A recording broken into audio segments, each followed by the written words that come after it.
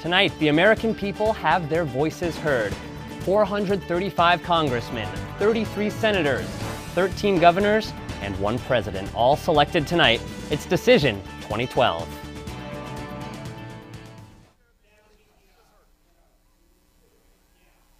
President Clinton's economic plan has the wealthiest.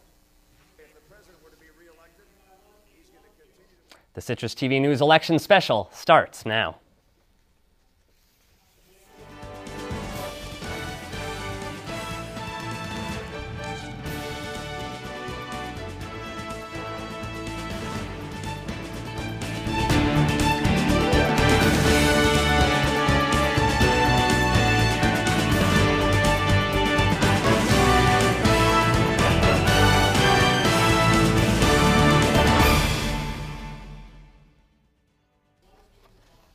It started almost a year ago. The campaign for president got its official start in Iowa just after New Year's. And now, 11 months later, we're a step closer to knowing the man who will be in the Oval Office. Good evening, I'm Lauren Fultonberg. Thanks for joining us tonight on the Citrus TV News Election Special on the Orange Television Network. I'll be your host for the evening. We have a lot coming up for you in the next 2 hours. We have our analysts standing by to break down the presidential and local races with up-to-the-minute updates. And then we'll take you to some of the watch parties happening around campus. We've got 4 for you. And then later, we talk to members of the college Republicans and the college Democrats. But we start where the polls have just closed. New York's polls, one of 14 states closing tonight at 9 p.m. Byrd Library on campus. Irfan Urazi is standing by. Now, Irfan, because of Hurricane Sandy, states could have, there could have been extended for 2 days if less than 25% of voters showed up in any county, but that's not really the case in New York, is it? Yeah, Lauren, I think it's really safe to say that polls will not be extended in the Onondaga County area. We saw that 25% of people were able to break that barrier and make it out to the polls. But I think that since Hurricane Sandy largely avoided Onondaga County, it could be true that maybe in areas that were harder hit, maybe like Long Island or even New Jersey, maybe the polls might be extended in those areas. And Irfan, was there any sort of rush during the day to get to those polls? Question go. It's been a great voter turnout here. Polls opened at 6 a.m. and we saw that many in the Syracuse community came out early to cast their vote. I was talking to some election inspectors today, and they said that students came out after their classes ended, and they say they saw a huge spike in the line. It was a massive line that was stretching around the entirety of Byrd Library, all around, if you can imagine, just a really massive line going around the entire building. And those were made up of a majority of students getting out of classes. So it's really been quite an impressive turnout for Syracuse and for Byrd Library, a very successful poll election site. Okay, thank you very much, Irfan. Irfan Urazi reporting for us in Byrd Library, where the polls have just closed. Now let's get you caught up a little bit on what has been going on around the country. As mentioned, polls have been closing since 7 o'clock today and closing throughout the day. Here's what's been going on. Currently, Romney leads Barack Obama 82 votes to 64. So far, it's been fairly predictable. A lot of the states to the south have been called Republican for Romney, and a lot of the states to the north have been called for Obama. A couple highlights. The state of Maine has never split its electoral votes, and it didn't do it this time. All 4 of them going to Obama. An interesting note there that the state representative replacing Olympia Snowe, who seems like she's been in the Senate forever, she's been replaced by an independent voter. He's expected to potentially caucus with the Democrats. Other interesting things, Illinois, once again carried by Barack Obama. That is his home state. So we have an 82-64 result so far for Mitt Romney. And we'll see what else happens later in the day. Now we're going to send it up to our war room, where we have Anna Giles and Nick Cardona standing by. They'll be there all night breaking down the presidential race in the Electoral College. Guys, what's the latest? What can we expect for the rest of the night? Go. Thanks, Lauren. Like you said, the results we've seen so far are very predictable. We see Romney winning more in the South and Obama in the more northern states. Now, these results so far are based on a mixture of CNN and MSNBC results. Now, Nick, what can you say more about this? Well, what we have here is Republican, hardcore conservative states in the South that are going to Governor Romney, and that's expected. And then we have in the Northeast, we have hardcore Democratic states, and Illinois that is also, like Lauren said, President Obama's home state and where he is watching this election season in Illinois with his family in Chicago. So that is very typical. We have Republican to the south, and the Northeast is mainly blue. And so far, some of the big states, swing states that we're seeing here are Florida and Ohio. What are some of your predictions, your guesses about the results we're going to see in Ohio and Florida? Well, we have Ohio, Florida, and we also have Wisconsin, Iowa, Colorado, Nevada. Those are just some of the many swing states that we're going to see. And in Florida, in fact, we have 60% of the results coming in, and Mr. Obama has a 50% to 49% lead over Governor Romney. So that is going to be key to watch as the night progresses. But Ohio is definitely the key one to watch. Polls closed there at 7:30, so we're going to definitely watch that. Thanks, Nick. Lauren, back to you. Anna, Nick, thank you. The presidential race certainly on center stage for the night, but there are also some big congressional races, some big Senate races, and perhaps none bigger than the race in the then 25th and now turning into the 24th district between Anne Marie Buerkle and Dan Maffei. It was contested last election cycle with Anne Marie Buerkle winning a very close election. Dan Maffei, of course, held the office before that. Right now, we want to bring in Courtney Volk, who's in our collaborative media room. Courtney, what's going on in the 24th district tonight? Thanks, Lauren. And throughout the night, we'll be here updating you on both of the congressional races on the ballot in Syracuse. Now, perhaps one of the hottest races in the state and most talked about even in the country is the 24th District House race. Now, incumbent Anne Marie Buerkle is squaring off once again against Democrat Dan Maffei. This will be for the third consecutive election. Back in 2010, Anne Marie Buerkle took the seat from Maffei in one of the closest races that year, and this year looks to be no different. But Green Party candidate Ursula Rosem further complicates the race as she has over 8% of the vote. Now, polls have just closed here in New York, but we'll be back here throughout the night with updates as they come in. Thank you very much, Courtney. And of course, that rate, to give you an idea of how tight that race actually was, it took 3 weeks to decide it. 648 votes was the margin by the end of that one. We'll continue to check with Courtney, Nick, and Anna throughout the night every few minutes to make sure that you're kept up to date. Now, more students than not are from a state other than New York at Syracuse University, which poses the question of where to vote. So we sent our own Allie Bauman to find out whether students voted at home or their home away from home. From sea to shining sea. In 2008, students were encouraged to rock the vote. But this presidential election, students seem a little less enthusiastic. I don't think it counts for anything. With the election down to only a few key swing states, some students are discouraged from voting, while others feel they have even more of a responsibility. I might be less motivated too. You know what, voting is voting. I get to have a say, no matter, even if it doesn't count, because New Jersey is not a swing state, it doesn't matter, I still got to vote. You know, Ohio's always been a crucial state, or in the elections, in the presidential elections, and overall, I mean, it's just important to exercise your right to vote, no matter what election or what state you're from, but especially in this, already historic election, I felt the need to send my vote back home to Ohio. Students that did take the time to send in their absentee ballot say they feel frustrated by their peers' uninvolvement. Yeah, it's really frustrating. One of my good friends is from Chicago, and she refuses to vote because she says it doesn't matter, my state's Democratic. And I said, you know what, every vote counts. I just think, you're abusing your right to vote, and you should, feel the need to be educated on, the political issues and the candidates and the political parties. And I just think, it's kind of almost disrespectful that, For most SU students, this is their first time voting in a presidential election. So is sending in an absentee ballot just too much of a hassle? I didn't care in the moment, and, I blew it off. But I don't think that when an electoral college is really pretty much determining it anyways, and New York's a pretty solid Democratic state, I don't really care. If I could, go back and do it, and do all the things I had to do to vote, I would go into it. Thank you, Allie. A tricky subject for sure. Just to put the numbers in perspective, 30 million people have voted early or by absentee ballot so far in this election.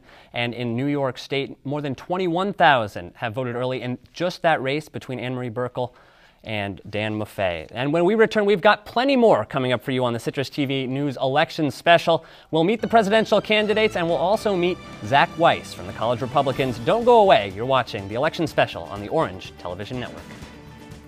We are different. Society should aspire to be more like us. Be part of the first class. Get energized. Get outside. Hold on, guys. It's gonna get bumpy. And get moving. Experience the power of physical activity.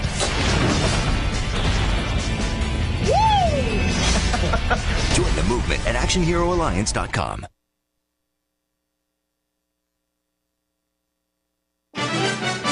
Now, some action from the courts. Billie Jean King renewing her rivalry with Arthritis. First set, furious volley, and right to the net for a winner. Beautiful forehand there. Arthritis, stunned. And here, match point. Billie Jean with the ace, taking it in straight sets. Afterwards, a jubilant Billie Jean King.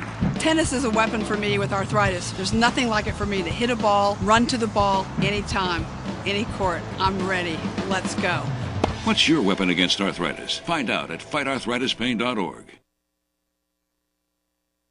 So, I just moved in with this family, and it's embarrassing. The little one, he likes to go outside and crawl around in the giant litter box. I don't know what he's doing. I mean, I was born and I knew how to use the litter box. Look at that. That's disgusting. Oh, poop already. You're making me nervous. Oh, okay, I can't look at this anymore. I really hope he grows out of this, for his sake.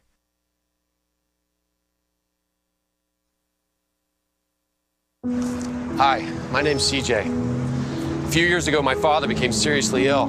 I did what I could do before he passed, but it took its toll. I lost my job, my house.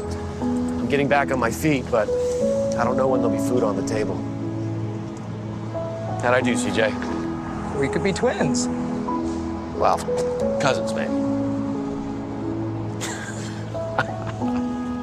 Play a role in ending hunger. Visit feedingamerica.org/hunger and find your local food bank. Welcome back to the Citrus TV Election Special on the Orange Television Network. All eyes tonight are on the presidential race, the quest to be the 55th president of the United States, if you count the number of times people have been elected. Republican Mitt Romney and Democrat Barack Obama have been neck and neck for more than a month now. Let's meet the men that are competing for the candidacy. We'll start with the incumbent Barack Obama.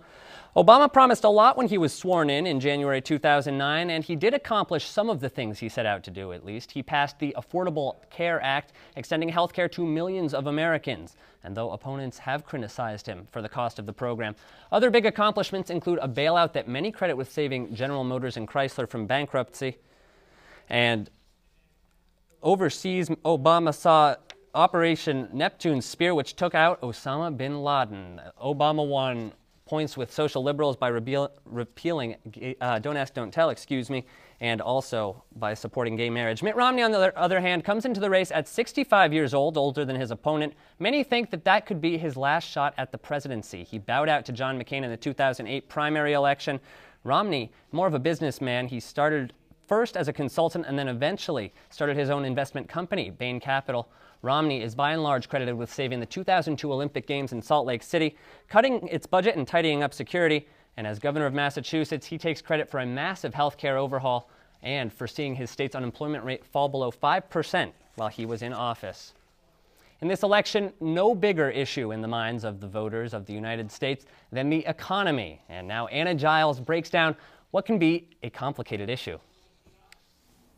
After months of relentless presidential campaigning, one thing Americans can be sure of is that the economy has taken the spotlight. The ability to find good jobs and the ability to stay in good jobs is basically at the center of most people's lives. Don Dutowski is an economics professor at Syracuse University who says the economy is definitely not where it should be. The latest unemployment rate was recorded at 7.9%, but Dutowski says in a healthy economy that rate should be close to 5.5%. This percentage difference is more than just a number. It means there are many, many Americans without jobs. Our historical record of the U.S. says that we can get to 5.5%. the fact that we're so far away means that we have to do something. Both Governor Romney and President Obama are fully aware of this, and each have different ideas as to what will make our sick economy a bit healthier. President Obama wants to create jobs by investing directly into developmental projects like infrastructure, for example, new bridges or new buildings like the one behind me. But how would President Obama wants to create jobs by investing directly into developmental projects like infrastructure, for example, building new bridges or new buildings like the one behind me. But how would Obama pay for this? Well, by increasing taxes on the wealthy. I like President Obama's plan better. Governor Romney's plan is quite different. In fact, it's just the opposite. He doesn't want to increase taxes on anybody. He wants to reduce taxes for businesses in hopes that they hire more workers. Mitt Romney is about scaling back the role of government in the economy. President Obama favors more government involvement, while Romney wants less. Dutowski says that despite what each candidate proposes, it's the consumers who will ultimately save the economy. And so the consumer is, the predominant force. As the polls finish closing up this evening, the fate of our country's economic policy is in the hands of its voters. In Syracuse, I'm Anna Giles, Citrus TV News. Thank you very much, Anna. We're getting some breaking news into our newsroom now. Some new results to tell you about. Right now, we can tell you that the House of Representatives will retain control by the grand old party, the Republican Party. They already held a 241 to 191 advantage in that House. The Democrats had to gain 25 for control. We're learning now that they won't do it. Also, New York State has been projected by CNN to go to Barack Obama. Not much of a surprise there. Let's go to one of the most hotly contested states now, Florida, which is neck and neck. And with that, we're going to check back in with Anna Giles and Nick Cardona in the war room. Guys?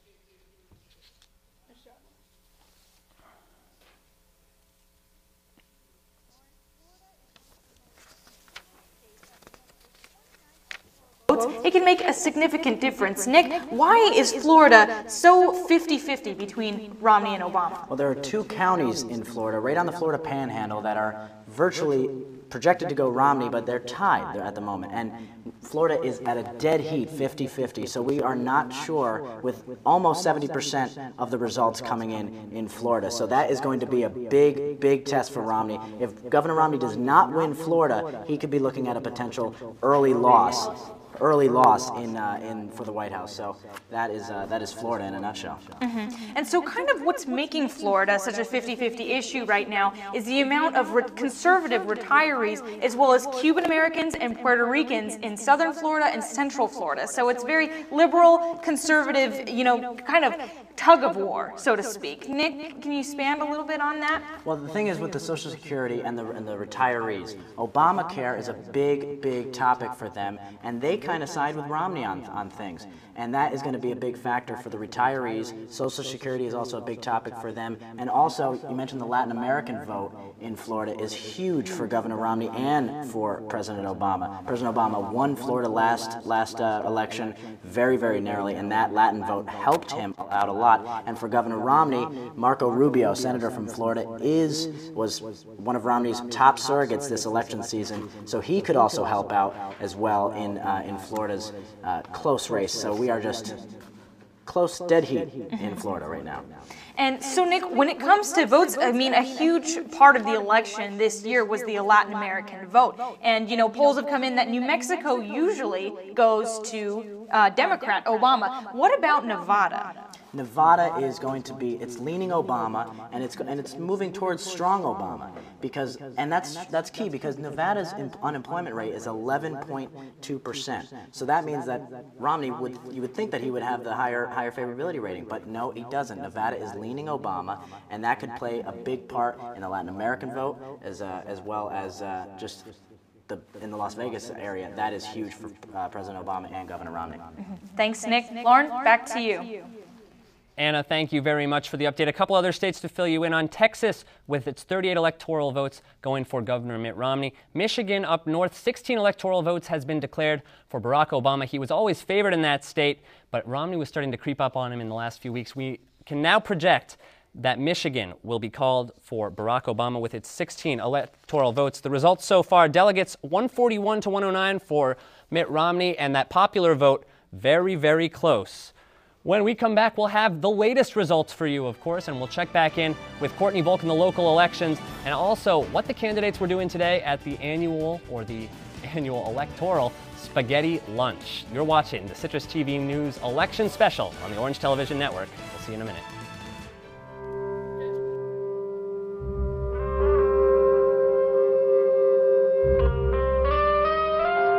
7,000 high school students drop out every school day. That's a line of desks more than 4 miles long. We can keep students in school. Visit boostup.org and take the first step. Hey, my name's Katie and I'm in the 9th grade. I'm an A average student and I'm an athlete working towards a scholarship. And everybody tells me how much potential I have. But I just wish someone would tell me where my next meal is coming from. Katie, how'd I do? Do you have to be so serious? Well, I mean, I did like a crazy dance in a movie if you want me to like, you know, do a little, no. Play a role in ending hunger. Visit feedingamerica.org/hunger and find your local food bank. Know what? What? Since I got adopted, I've learned a lot about these humans. I know. I mean, check out these two. It's Flirt City over here. Yeah, I noticed that. It looks like my human is definitely into your human. Oh, look! I think she's getting his number. Nice. Your human's got some sweet moves. Takes after his dog. Oh, look, they're doing that thing where they put their arms around each other. She kicked up a leg. It's like in the movies. That's awesome. Looks like we're going to be hanging out a little bit more.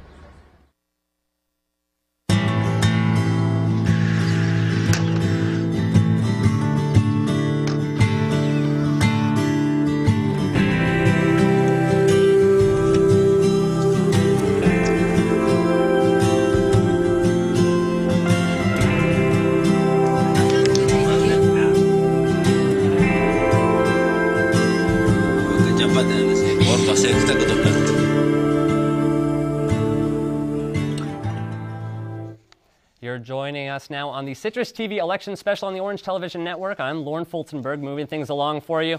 As close as that race has been in New York between Dan Maffei and Anne-Marie Buerkle, there's been one race that hasn't been as close, and now we know that it's official. Kirsten Gillibrand, senator from New York, has won the race, and she will be the junior senator from New York. She will continue in her junior senator role, along with Chuck Schumer. If we take a look at Massachusetts, another state that was just recently called, Barack Obama, the projected winner there with 11 electoral votes. The race that we're also watching there is the Senate race. Elizabeth Warren, a Harvard professor, is running against Scott Brown, actually the father of a Syracuse University student. That race is expected to be hotly contested. That's for a seat that Ted Kennedy vacated. There was a special election for that. Let's go now to Courtney Volk, who was watching the Maffei-Buerkle race and also the Kirsten Gillibrand race. Courtney, what do you have for us? Thanks, Lauren. And we actually now have some results in for you for the New York Senate race. It has been said that Kirsten Gillibrand has won against Republican Wendy Long. Gillibrand, this is the first time she has officially won because back in 2009, she was appointed to the position after Hillary Clinton, who previously held the seat, was elected and appointed to Barack Obama's cabinet. Now, it seemed that this wouldn't be a close race to begin with, as recent polls showed Gillibrand with 66% of the vote. Back to you, Lauren. Thank you, Courtney. Gillibrand, a very popular senator, also traditionally voted one of the Senate's most attractive physically members of the Senate. Hundreds of people filled the cafeteria at Our Lady of Pompeii Church in Syracuse for the 63rd annual Spaghetti Dinner, a very special Syracuse tradition. The event, an election day tradition with many local politicians stepping by throughout the day. Mayor Stephanie Miner, who was not up for election until 2013 next year, she stopped by. Dan Maffei was there too, and so was Anne-Marie Buerkle. She said it was a nice way to end a campaign season, and that the campaigns are so stressful and passionate that it's just a great way to come out and enjoy a great meal. Well, as we continue on here on the Citrus TV Election Special, we will have Zach Weiss in studio here from the College Republicans talk to us about some of the issues on campus and why the Republican Party is best for students. We'll be right back. You realize that 49 million Americans struggle with hunger? That's 1 out of every 6 Americans. These people are around us every day. They're our friends, they're our coworkers, their kids go to school with our kids. Sometimes we're not even aware that they're struggling. This problem is closer than you think. But so is the solution. Play a role in ending hunger. Visit feedingamerica.org/hunger and find your local food bank.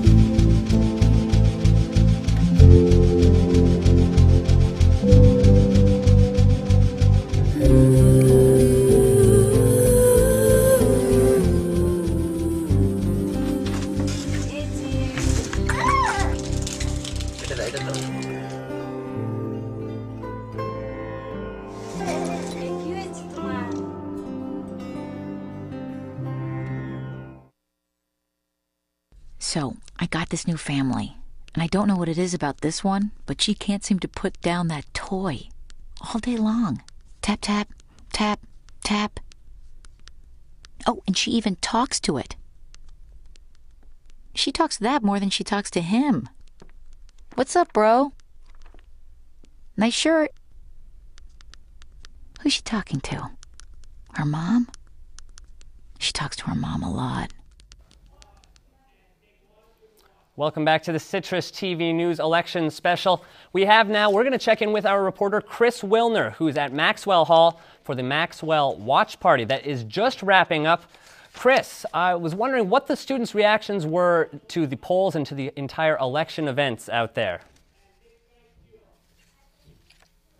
Well, that's right, Lauren. Here outside the Maxwell Student Center of Public Citizenship in Syracuse University, the event just ended for the watch party as fans filed out of the stadium, or excuse me, not stadium, auditorium here, and a lot of people really talking about the presidential election, more so than the city of Syracuse and the surrounding districts. A lot of people coming out very surprised in terms of how close the race is. Now, the event featured about 150 attendees for the event tonight with free food and drinks. There was also guest speakers that came along by various researchers from the Maxwell School, as well as adjunct faculty from across the tri-state area. Featured speeches amongst those being the American populace on public foreign and foreign diplomacy, as well as the American Leadership Initiative. So a lot of those sparking a lot of great reactions. There was also a Twitter fall where they were able to tweet onto a screen in the auditorium and kind of spark a debate that way, as well as multiple screens showing different election coverage. So all in all, it was a great success. A lot of people filing out. The event ended just about 30 minutes ago, and so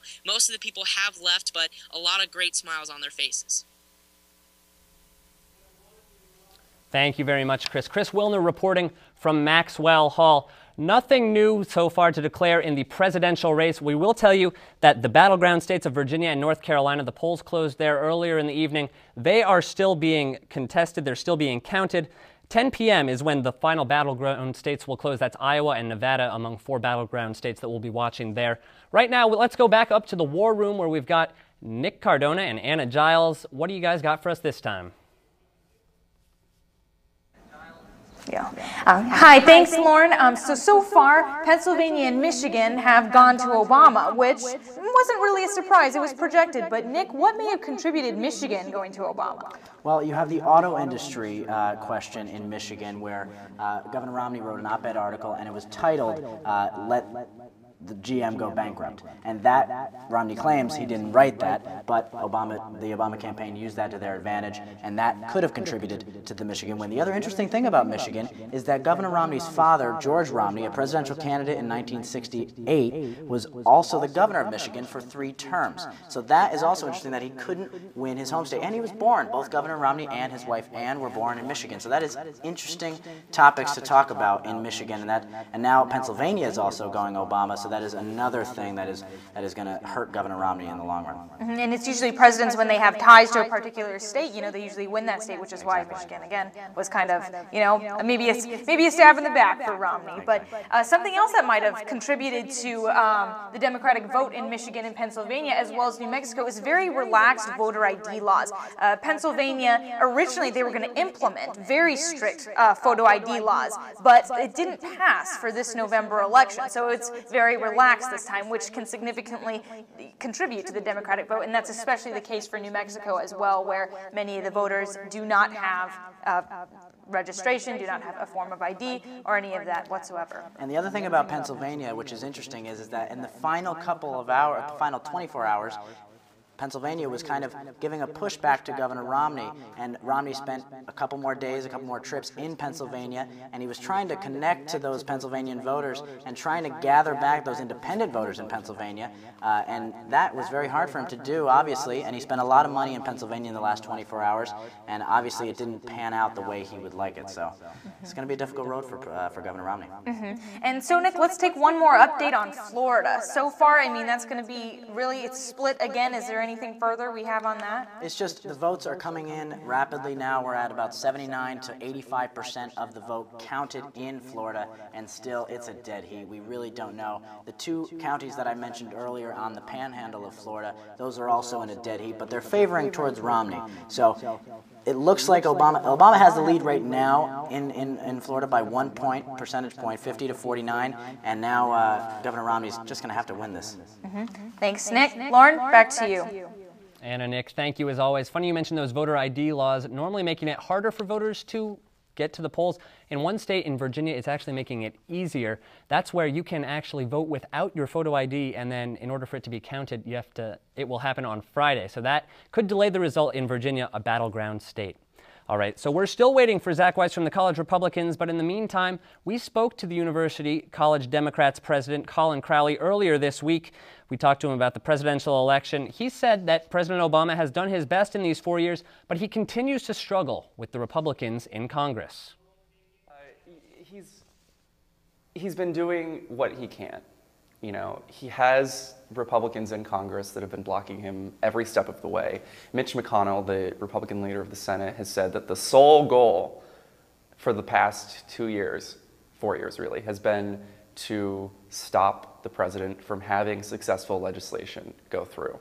And that doesn't mean it controversial legislation. That's everything. Crowley says the reason for blocking Democratic legislation in Congress is just so the Republicans can score a political victory. They block everything that the president and Democrats try to do because they think that they can get some sort of political victory out of it. And it worked in 2010, so we'll see. Crowley and the College Democrats say that the Republicans in Congress have hindered Obama's ability to move forward with key legislation, which, according to Crowley, is why a majority of voters today should pay close attention to this year's election. They don't have a lot of their own ideas that they're putting forward. And so I think that they've lost the right to control of Congress. They had it, they were not responsible with it, and we should take it away as citizens. If you're not going to do your job, if you're not going to go in there and look out for people, and you're just in there for politics, maybe you shouldn't be there. As far as what the College Democrats are doing for the campaign, Crowley says they're reaching out to one of the many swing states in the country. Oh, absolutely. Most of what we're doing for the Obama campaign is making phone calls into Ohio. That's... Okay. Thank you very much, Colin Crowley, for sitting down with CitrusTV earlier in the week. We have some updated poll numbers to bring to you at this point. Right now, on the road to 270, 154 delegates for Mitt Romney, 124 for Barack Obama. I'll point out that we're still missing several of the big states, including California on the West Coast. Popular vote still very, very close. Mitt Romney leading Barack Obama by 2 percentage points. All right, we will take it to break now, but Zach Weiss from the College Republicans will be joining us in studio, I promise this time, and we'll have more of the updated facts and figures, and we'll check in with Courtney Volk when the CitrusTV News election special continues after this. Different. Society should aspire to be more like us. Be part of the first class. Get energized. Get outside. Hold on, guys. It's gonna get bumpy. And get moving. Experience the power of physical activity.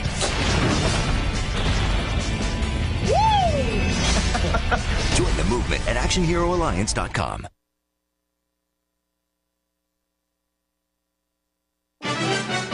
Now, some action from the courts. Billie Jean King renewing her rivalry with Arthritis. First set, furious volley, and right to the net for a winner. Beautiful forehand there. Arthritis, stunned. And here, match point. Billie Jean with the ace, taking it in straight sets. Afterwards, a jubilant Billie Jean King. Tennis is a weapon for me with arthritis. There's nothing like it for me to hit a ball, run to the ball, anytime, any court. I'm ready. Let's go. What's your weapon against arthritis? Find out at fightarthritispain.org. So, I just moved in with his family, and it's embarrassing. The little one, he likes to go outside and crawl around in the giant litter box. I don't know what he's doing. I mean, I was born and I knew how to use the litter box. Look at that. That's disgusting. Oh, poop already. You're making me nervous. Oh, okay, I can't look at this anymore. I really hope he grows out of this, for his sake.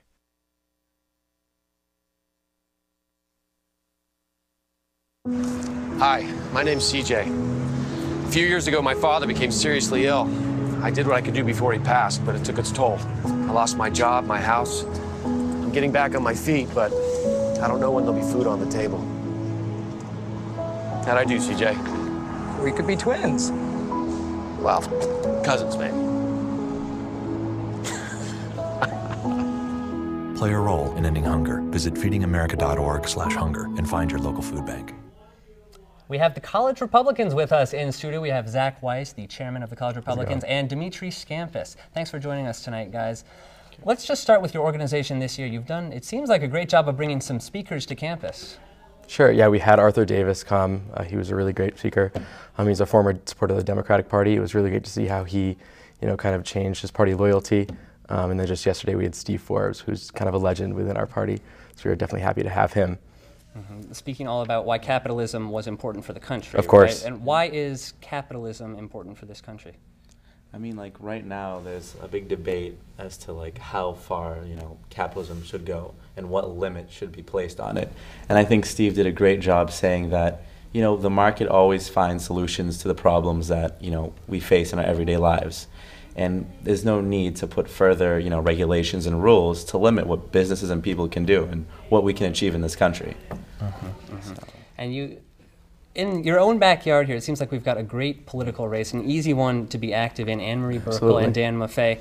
What have you guys been doing to get out the vote and get on the campaign trail for her? Yeah, we've been focusing more on this local election versus the national election because we feel like we can really sink our teeth into this one with Anne-Marie. We've been going down to her campaign office every weekend, kind of doing neighborhood canvassing, dropping off literature, and then doing phone surveys as well, trying to get out the vote with her. Okay, well, thank you very much, guys, for joining us. That big campaign election race, Anne-Marie Burkle and Dan Maffei. A perfect time, it seems like, to check back in with Courtney Volk, who is up in our collaborative media room. Courtney, what is the latest from you? I'm moving the shot, right? Kevin, I'm moving the shot. Thanks, Lauren. And we have some official numbers coming in that are confirmed in the Maffei-Burkle race, and they're coming from Oswego County. Maffei is reported to have 461 votes, Burkle 257, and Ursula Rosem 111. And as we wait for more results to come in this race, we can take a look at a different aspect of it, the absentee ballots. It's a very likely scenario that voters will go to bed tonight and not know the official winner of this race. And that is because over 20,000 absentee ballots were requested for this race this year. And at the moment, it seems that Republican Anne Marie Buerkle does have the advantage with these voters. And that's because of the over 20,000 absentee ballots requested, over 9,000 of them were by Republicans, while only just over 7,000 were from Democrats. And it's possible that these votes will play a large role in this race, as in 2010, the race came down to just under 700 votes. And these absentee ballots could take a couple of weeks to count. Back to you, Lauren.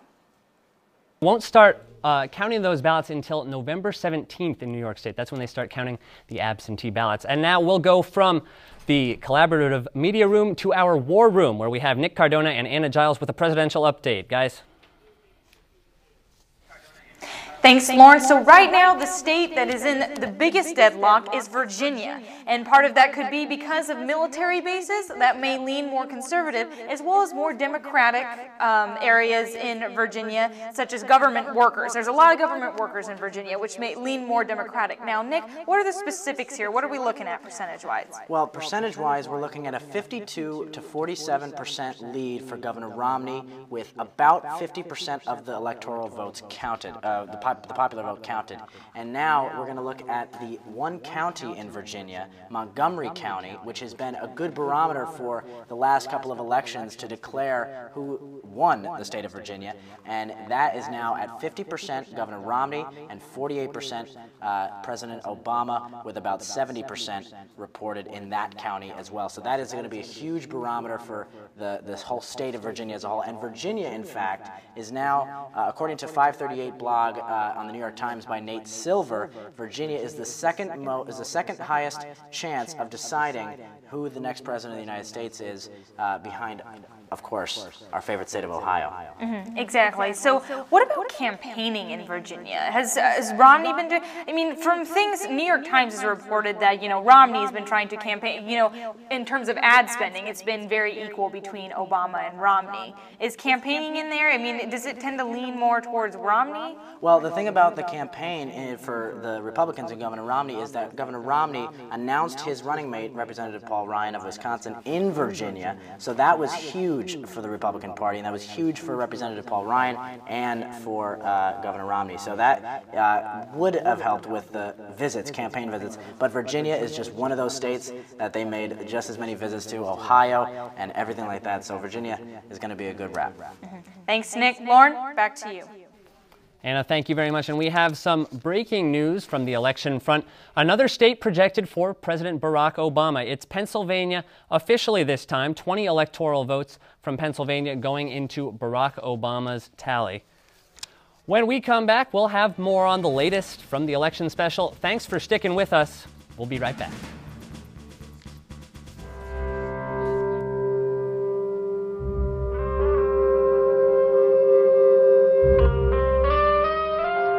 $7,000 high school students drop out every school day.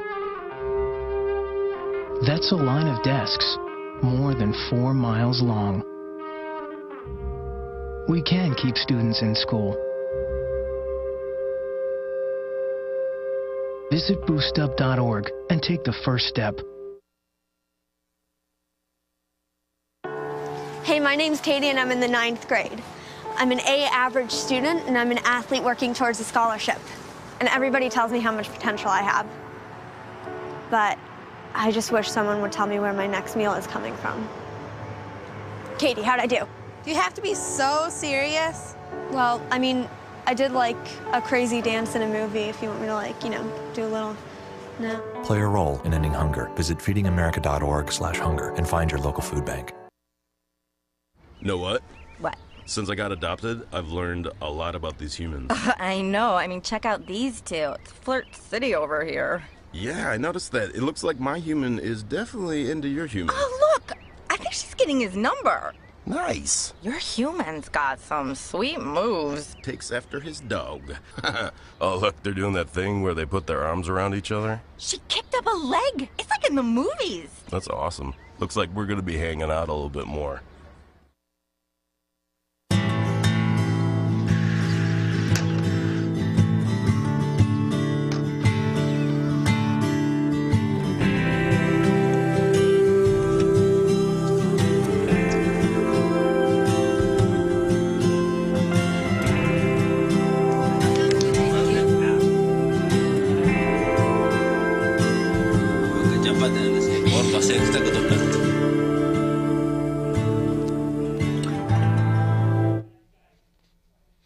Welcome back to the Citrus TV News Election Special on the Orange Television Network. I'm Lauren Fultonberg, getting you through the night. The College Republicans just joined me here on set. They are co-sponsoring a watch party for the election in Shine Student Center, and that's where we find Chris Wilner this time. Chris, talking with a couple students. Chris, hey there. All right, well, we're inside the Shine Student Center right now in a little bit of a warmer environment. I have some very special guests. Not only are they watching the presidential election results happen on the screen here in Shine, but they're also running for their own presidential campaigns for the SA president here at Syracuse University. I got Kyle Coleman and Iggy Nava here joined with me. Guys, thanks for coming. I know it's a little bit of a different scenario watching the presidential election. Now, you also are running for a presidential election, just of a little bit of a different nature. If you want to describe to me, Iggy, we'll start with you first, what it's like to be here watching the polls go on, and also how maybe have you picked up any tricks for your own campaign? Yeah, well, absolutely. It's definitely very exciting. Myself not being an American, being able to witness, these large elections and these, especially over the past couple of weeks, how these campaigns have really gone out and expressed views and contacted people. I don't really think you can relate it just because we're not really politicians, but it's definitely very interesting the way that they've gone out to people and just how important it is to have an informed voter and how important it is to be able to talk to people. I guess that's important. Yeah, I mean, much of what Iggy said, I agree with. It's exciting to see all these results coming in. I've always been a big fan of watching these types of things every couple of years. Obviously, it's quite different. We don't have any pollsters, and there aren't exactly swing residence halls. But I think it is so fun. I think there's something to learn from it. Like Iggy said, we're not professional campaigners like they are, but I think we do a good job of getting our points across. And so it's similar in that way. That's great. Now, what do you think so far of the presidential campaign that's going on? Do you have maybe thoughts, reactions? Obviously, the nation right now is pretty split. It's going to come down to some of the swing states. Describe what's going on your point of view. Well, like I said, I'm not an American, so all this is really new to me. But, I think it's great that it's definitely been so close and that, it's really come down to, who's going to best represent, the American people. And really more than anything, despite all the electoral, institution, it's that, that people are so passionate about this that they can make all that noise that we just heard that, it really is something that, people say your vote doesn't matter, people don't care. But here it is, people actually do care. I went out and voted earlier because it is important to be involved, and I think it's important to be involved in our SA elections. I know for me, I'm going to be watching for Ohio, and so goes Ohio. Typically, so goes the presidential race. So I'm excited to get back in there and be able to see the rest of it.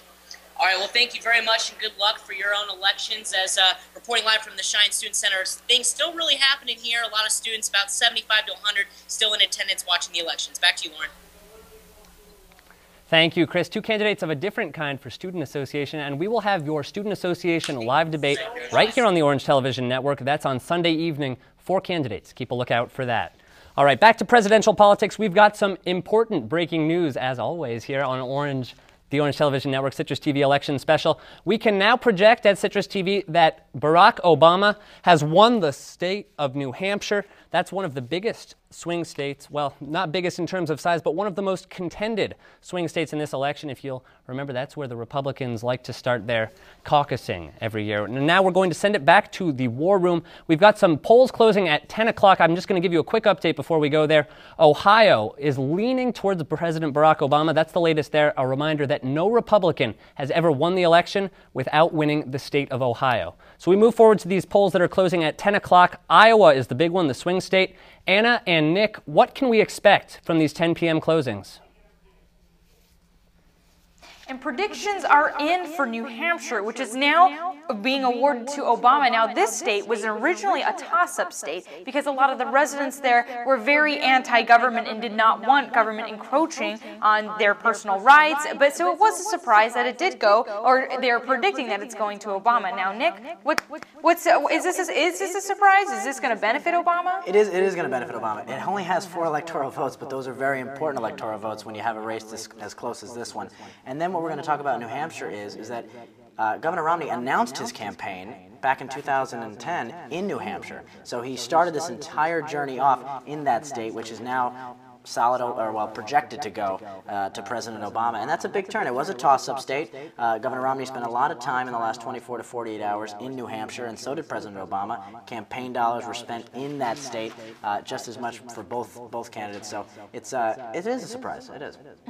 And so, Nick, also Ohio is topping the charts right now. Obama is, as of now, has a 5 percentage point lead in Ohio. And Ohio is one of those states that is just so important. I mean, is there a chance for Romney to win this election if Obama does take Ohio? The simple answer is no. I mean, Obama, if he does win Ohio, there's a good chance the race is over for Governor Romney. And with that 5 percentage point lead, we don't know exactly what the percentage point is of the popular vote being counted, but I assume it's very, very light since the polls closed just about an hour ago or an hour and a half ago. So that is going to be an interesting poll to watch. Ohio is the most important state, according to 538 Politics on the New York Times. That is the most important state. So that is what we're going to be looking for. All right, Nick. So what are some of the biggest swing states here? What would you say are the top 3 swing states that the next presidential candidate needs to win if they want to secure that? Right now, it's Ohio, Virginia, and Florida, and North Carolina. You can throw in there as well. North Carolina is leaning Romney, and it's always been kind of favored to Romney. But now Virginia, Florida, and Ohio are the main swing states that could decide the presidential election. Exactly. Thanks, Nick. Lauren, back to you at the desk. Anna, Nick, thank you very much. More about Ohio here, okay? Governor Mitt Romney said on Thursday when he was there, that's last Thursday, Ohio is going to set the course for the nation. He realizes how important this state is. As we mentioned, no Republican has ever won Ohio without it, and Ohio Republicans won back the governor's seat and 5 House seats from the Democrats, so it looked like they were making some gains. So you got to think that a win here for Obama would just be crushing to the Romney campaign. We have now coming into the newsroom an update on the Anne Marie Buerkle, Dan Maffei race in the 24th Congressional District, New York State. Let's go to Courtney Volk now. Courtney. Thanks, Lauren. And as we wait for more results to come in, we'll just update you on the Maffei-Buerkle race. Currently, Maffei holds 55% of the vote, Anne Marie Buerkle holds 33%, and Rosom holds just about 12% of the vote.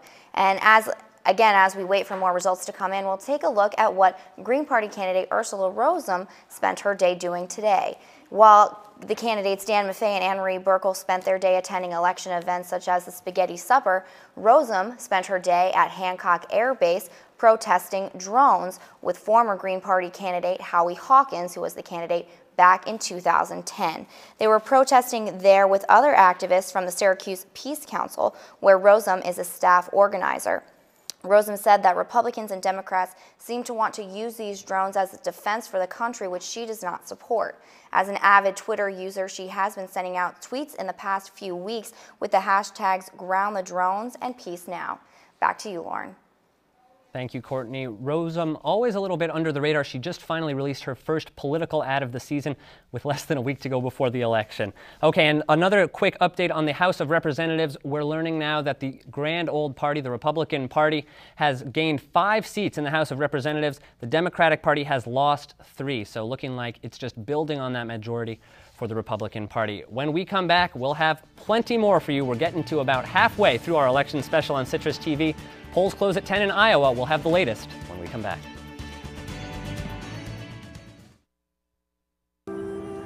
You realize that 49 million Americans struggle with hunger? That's 1 out of every 6 Americans. These people are around us every day. They're our friends, they're our coworkers, their kids go to school with our kids. Sometimes we're not even aware that they're struggling. This problem is closer than you think. So is the solution. Play a role in ending hunger. Visit feedingamerica.org/hunger and find your local food bank.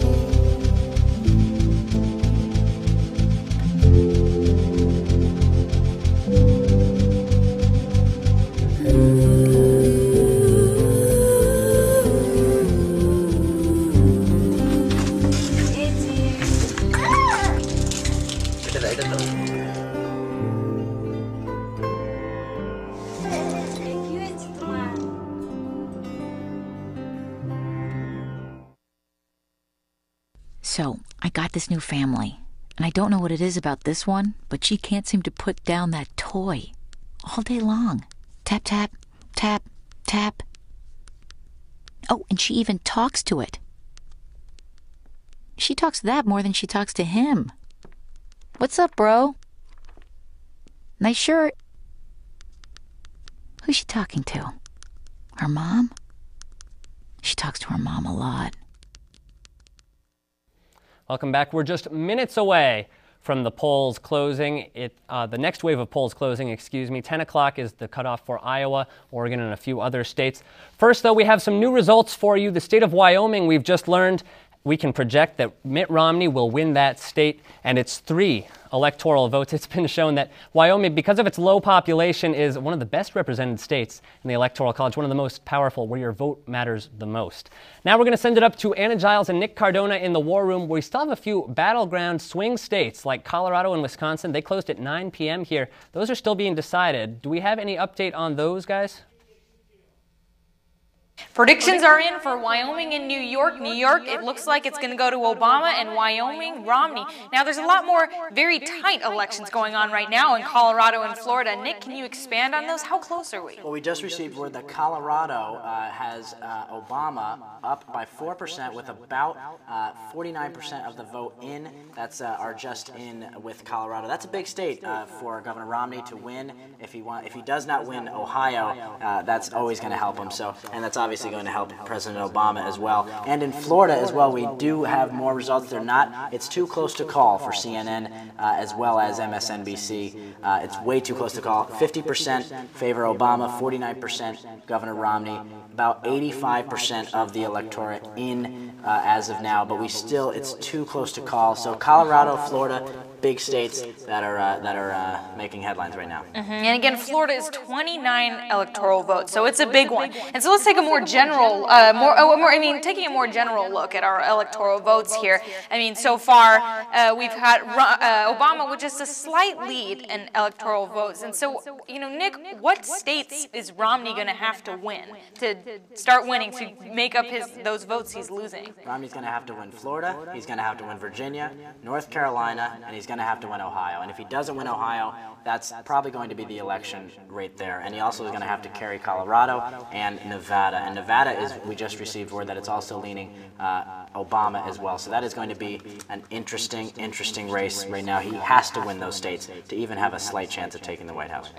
So Nick, what is the usual distribution for Democratic electoral votes and Republican electoral votes, in the sense that, what states, there's usually a larger number of states that have Republican votes? Can you expand on that? What's the usual layout? Well, the states that, usually Republicans get more states, the number of states, and it just so happens that those votes are very, very little. So we'll come back to that in our next segment. That's right. Thanks, Nick. Lauren, back to you at the desk.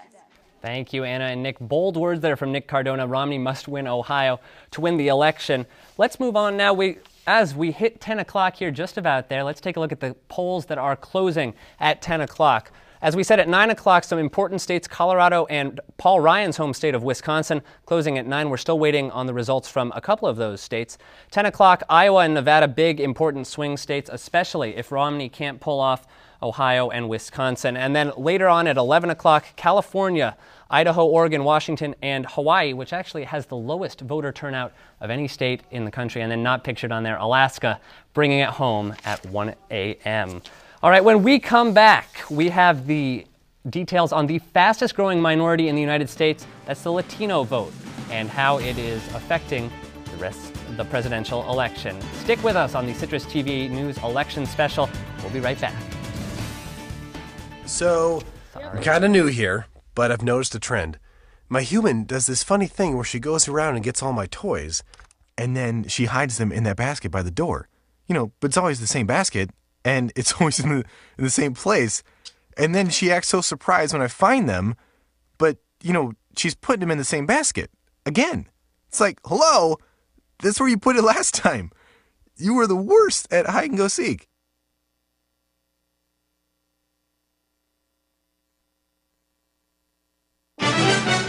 Now, some action from the courts. Billie Jean King renewing her rivalry with Arthritis. First set, furious volley, and right to the net for a winner. Beautiful forehand there. Arthritis, stunned.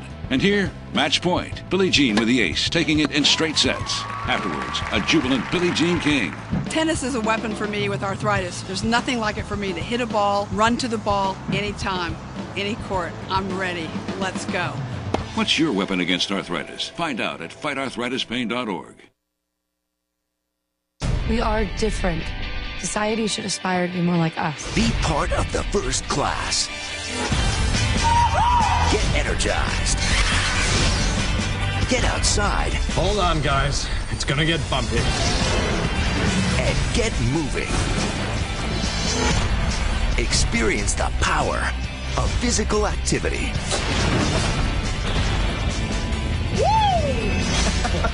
Join the movement at ActionHeroAlliance.com.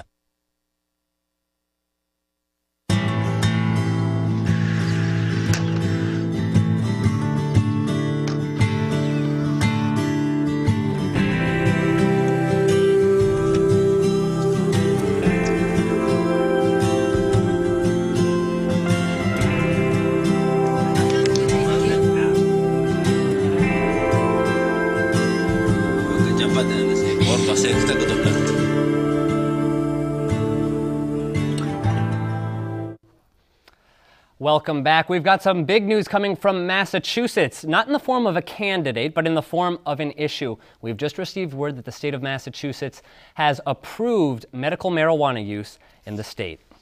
And the biggest issue on the ballot in Puerto Rico is statehood. Although they are citizens of the United States, they don't get the right to vote in the presidential election. They do have the governor and a member of Congress.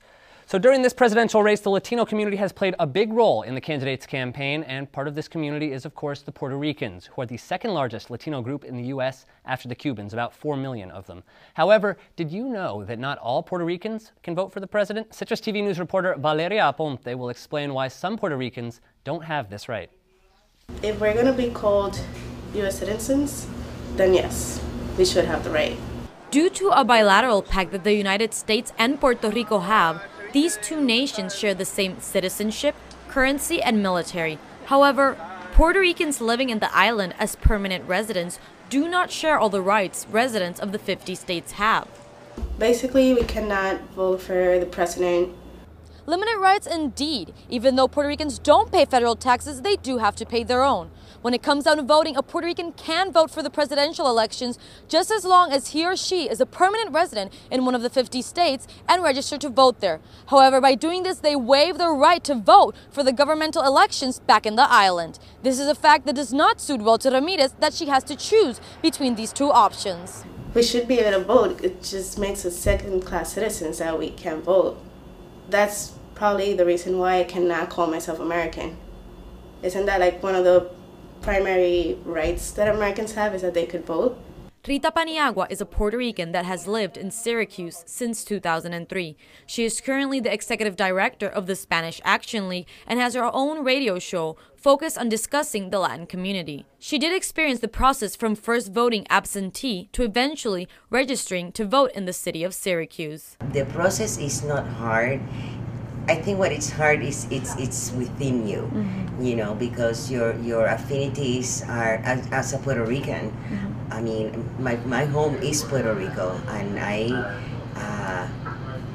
the island of Puerto Rico, it's always near to my heart. Paniagua says the Puerto Rican population in Syracuse is very big, and every year more register to vote for the United States presidential elections. More and more are becoming permanent resident. The absentee vote, I think it's more probably the student body. There are more into absentee votes, but the people that are moving into Syracuse, they're here to stay.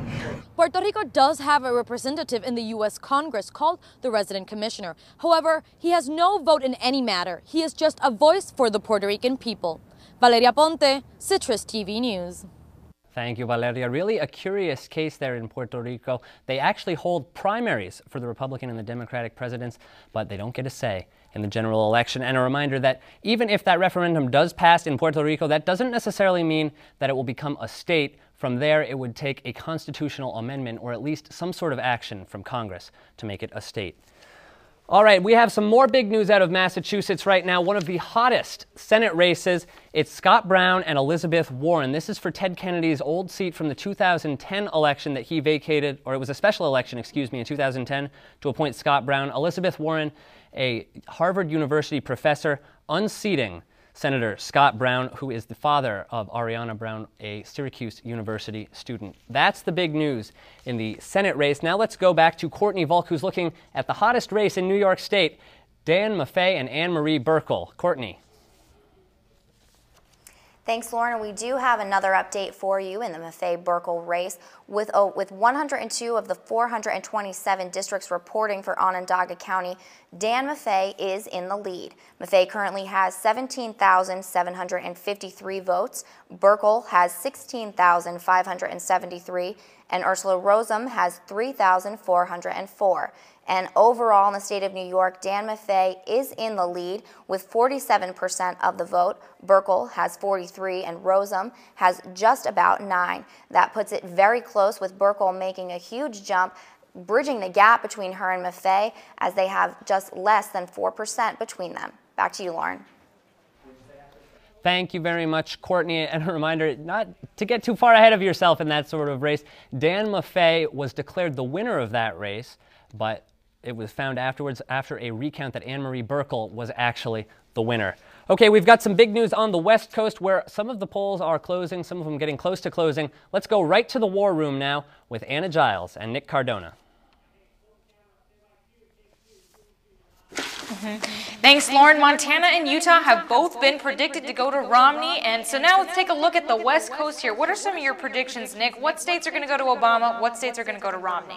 Well, Colorado, we now know that is leaning towards Obama, so that's going to be a big jump in his electoral vote count. What we're looking at right now is we're looking at 163 to 163 tie, so that is something that we're going to look forward to later on in the broadcast. So if Colorado goes Obama, that'll change a little bit, but moving into the West Coast, you have big states like California, Oregon, Washington that are always solid Obama, and those are more than likely to go Obama again in this election. So that is something to look forward to as polls close and as time moves on. That's right. Nick, California itself has 55 electoral votes. And I mean, Obama is guaranteed these big West Coast areas, which will up the number of electoral votes again. Again, as Nick mentioned, the Republican candidates usually get a higher number of states with less electoral votes. Is that correct? That's true. I mean, you look at the Northeast and you look at New York and California. Those are 55 and 29 electoral votes, and those are solid Democratic all the time.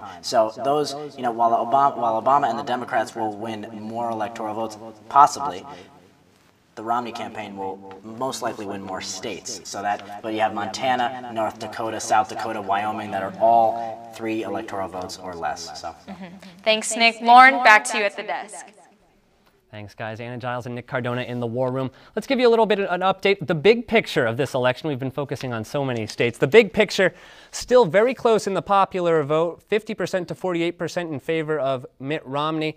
The delegates, just about as close, 154 for Romney, 148 for Obama, a very tight race. And when we come back here on Citrus TV News, we'll take a skip across the pond to London, and we'll take a look at how people in Europe and countries not the United States see the United States election. We'll have Jake Reiner in London after this.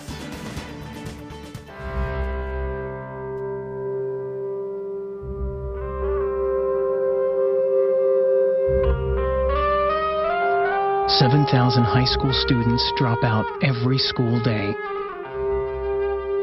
That's a line of desks more than 4 miles long.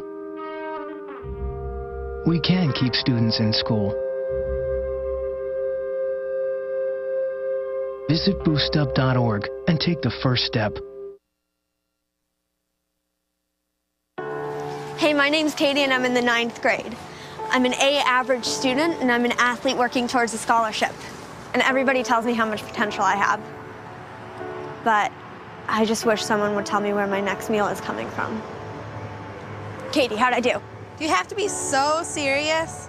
Well, I mean, I did like a crazy dance in a movie if you want me to like, you know, do a little, no. Play a role in ending hunger. Visit feedingamerica.org/hunger and find your local food bank.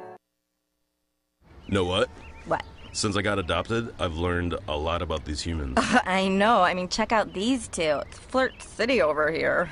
Yeah, I noticed that. It looks like my human is definitely into your human. Oh, look! I think she's getting his number.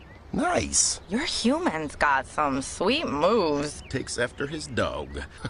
Oh, look, they're doing that thing where they put their arms around each other. She kicked up a leg. It's like in the movies. That's awesome. Looks like we're going to be hanging out a little bit more.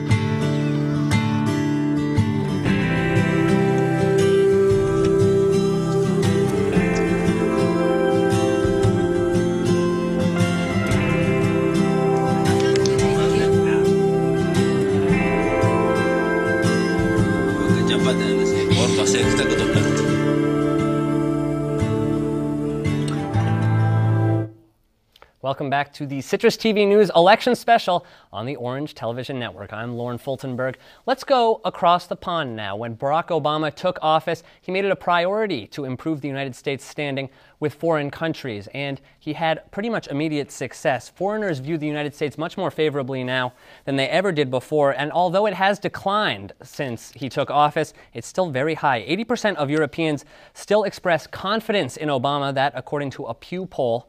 And it's still a 6% reduction from 2009, but still very high and much higher than his predecessor, George W. Bush. Now we're going to bring in our own London correspondent. We have Jake Reiner, a Citrus TV News reporter, joining us live from London. Jake, what's it been like over there for Europeans watching an American election? Well, it's funny you mentioned that, Lauren, that 80% of Europeans that favor Obama, because it's been more the same over here.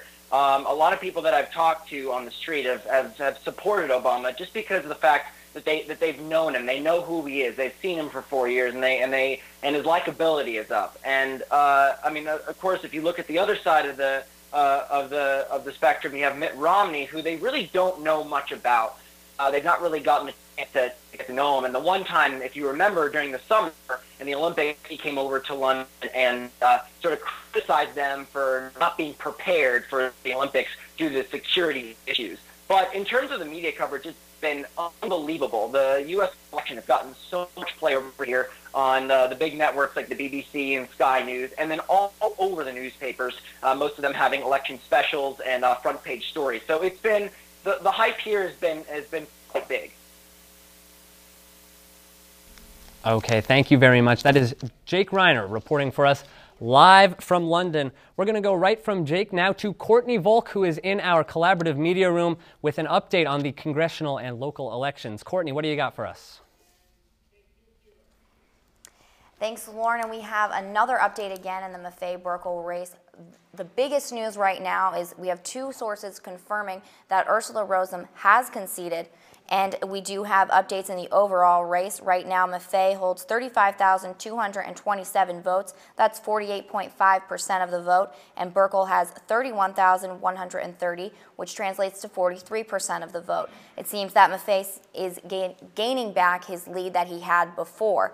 And in Onondaga County, we have 166 of the 427 districts reporting. Maffei still in the lead with 39,681 votes compared to Burkle's 35,158. Back to you, Lauren. Thank you very much, Courtney. And of course, that is a new district. It used to be the 25th Congressional District, now the 24th Congressional District. The reason for that is every 10 years, the United States holds its census. And along with the census comes changes in population, people moving from one part of town to the other. So lines are redrawn to adjust for those population shifts. Legislative branches, whether it's in the state or whether it's in the country, are the ones that get to redraw it, which is why the party in power during those every 10 years is so important. They get the final say, and that's what can make for some confusing numbering in the state races. All right, we're going to go now to some updates on the east coast of the country. In our war room, it's Anna Giles and Nick Cardona. Guys, what's going on out east? Thanks, Lauren. Three very tight races right now in Virginia, North Carolina, and Florida. We're looking at some very high electoral votes here. Virginia with 13, North Carolina with 15, and Florida with 29. Nick, can you give us the specifics? Who's got the lead in these states? Well, we just got word of some percentage points that we want to give to you. In North Carolina, Governor Romney is up 51 to 48 percentage points. 83% of the electoral votes are in and counted. Now, heading into the day, Romney had a 3% advantage in North Carolina, so he is on pace to win that southern state. And Virginia now, 63% are in, and it is favored 51 to 47% for Governor Romney. And coming into the day, it was 0.03 favored for President Obama. So Governor Romney making some strides in the Commonwealth of Virginia. And now we're going to go to Florida with 86% now in and counted. It is 50 to 49 for President Obama. Coming into the day, it was 1.5% for Governor Romney. So that is an interesting race in Florida. It hasn't nudged since we first brought you that update, and it's still 86% being counted. So we might not even know Florida. Florida might be just as close as Ohio. So it's going to be interesting coming down the stretch. Nikki, would you say, the candidate who wins Florida, that's obviously going to ease a lot of pressure on, winning Ohio, winning Virginia. Is there if Romney were to win Florida, and Obama won Ohio, what kind of scenario would that be? Would it be a gridlock? Either way, if Obama wins Ohio and Romney wins Florida, he's going to have to win North Carolina and Virginia as well. So that would put him in a position without Ohio to win the presidency, win the Electoral College vote. So that's an interesting scenario. And also, if Ohio is the key one, Florida, there's nothing more important than Ohio. Florida is not going to overtake that, that's for sure. And Ohio, you mentioned earlier that there might be counts for votes in Ohio, maybe counted later than the actual election day. Yes, it'll count close to the 17th of November, so we might not know for a couple more weeks. We'll talk about that more in our next break. Thanks, Nick. Lauren, back to you. Thank you, Anna. Thank you, Nick. Florida wreaking havoc again. Let's not forget the year 2000 when it took almost a month to decide that race, and that was largely due to Florida. I want to make one more point about North Carolina. North Carolina is a state that Barack Obama carried last year, and that was a surprise because before that, it hadn't been won by a Democrat since 1976. That's Jimmy Carter winning that state in 1976. All right, we have an electoral update for you now. Some new numbers coming into our newsroom. The popular vote still very close, 50 to 48 for Romney. The delegates, 160 for Romney, 148 for Obama. Remember, the magic number is 270, so it seems like we've still got a long night to go before we find some of those results. And now let's take a look at Democratic congressional candidate Dan Maffei from that race we all have our eye on. He spoke with us earlier in the week. Congressional candidate Dan Maffei is entering the election with endorsements from current President Barack Obama and Bill Clinton, but there is one that means even more to Maffei. I'm very proud of those endorsements, no question about it, but I'm actually more proud of the DO endorsement. Because those folks aren't in the district. Students might make the difference in this election. They really might. It's that close. After speaking on multiple college campuses, Maffei is really trying to support students and their futures.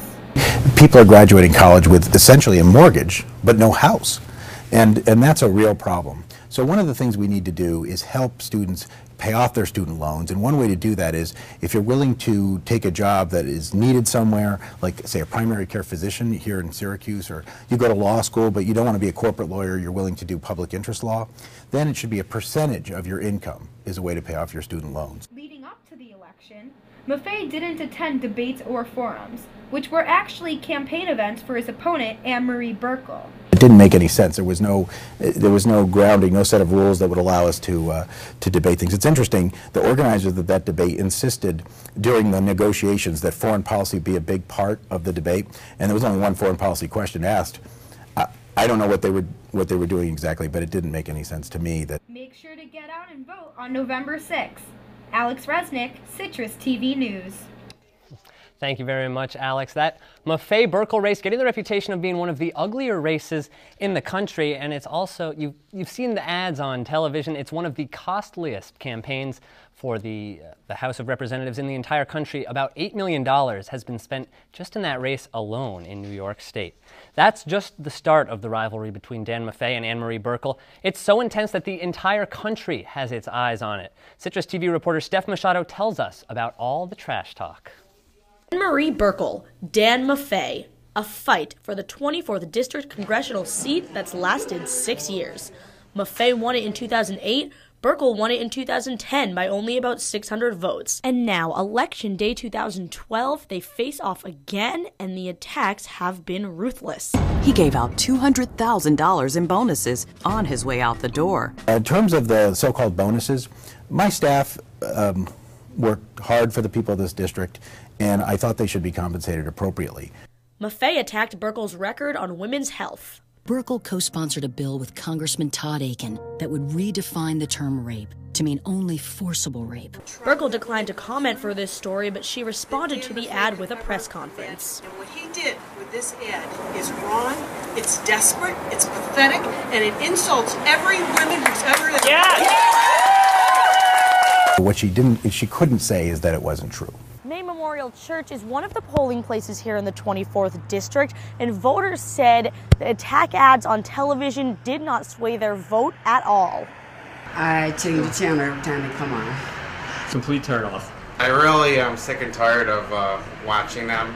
This time around, Maffei has been endorsed by President Obama, President Clinton, and Governor Cuomo. Tonight we'll know if that's enough to bring Maffei back to Washington, or if Buerkle will retain her seat. For Citrus TV, I'm Steph Machado. Thank you, Steph. More on that race in a moment, but first we have another state to project for you. We project that the state of Utah will go red for for Governor Mitt Romney. You'll recall that is a state that is heavily Mormon, and Governor Mitt Romney would be the first Mormon to reach the presidential seat. All right, we'll be right back with our Citrus TV News election coverage. We'll see you with an update on all of your races. So, I'm kind of new here, but I've noticed a trend. My human does this funny thing where she goes around and gets all my toys, and then she hides them in that basket by the door. You know, but it's always the same basket, and it's always in the same place. And then she acts so surprised when I find them, but, you know, she's putting them in the same basket. Again. It's like, hello? That's where you put it last time. You were the worst at hide and go seek.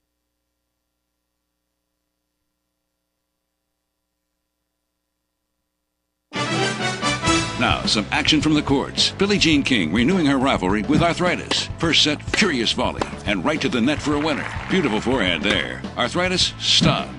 And here, match point. Billie Jean with the ace, taking it in straight sets. Afterwards, a jubilant Billie Jean King. Tennis is a weapon for me with arthritis. There's nothing like it for me to hit a ball, run to the ball, anytime, any court. I'm ready. Let's go. What's your weapon against arthritis? Find out at fightarthritispain.org. We are different. Society should aspire to be more like us. Be part of the first class. Get energized. Get outside. Hold on, guys. It's gonna get bumpy. And get moving. Experience the power of physical activity.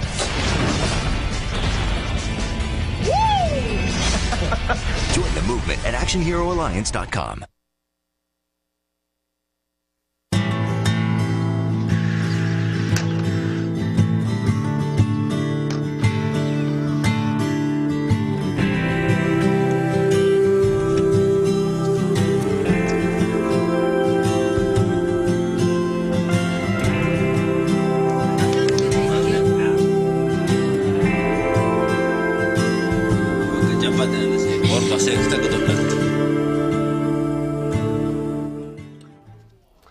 Welcome back. We have some important congressional and senatorial races to update you on. Some very controversial figures in this one. We can now confirm that Todd Akin, after plunging in the polls after his comments about a woman not being able to be pregnant from a legitimate rape, he has lost his race in Missouri.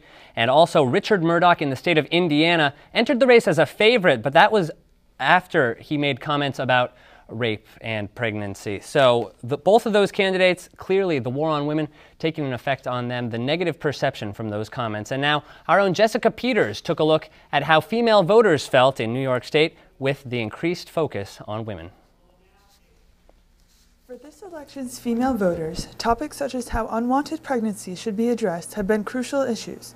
According to political science professor Jonathan Hansen, President Obama believes it's up for women to decide, while Republican candidate Mitt Romney plans to put government restrictions on abortion.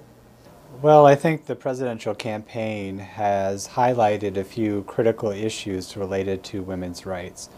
One of these is the extent to which women would get access to contraceptive care through their health care plans, and the two candidates differ about whether health plans should be required to provide contraceptive care as part of their services. With President Obama being in favor of that requirement and candidate Romney being opposed. In Syracuse, the availability of contraceptive care to prevent unwanted pregnancy is a recurring topic of conversation.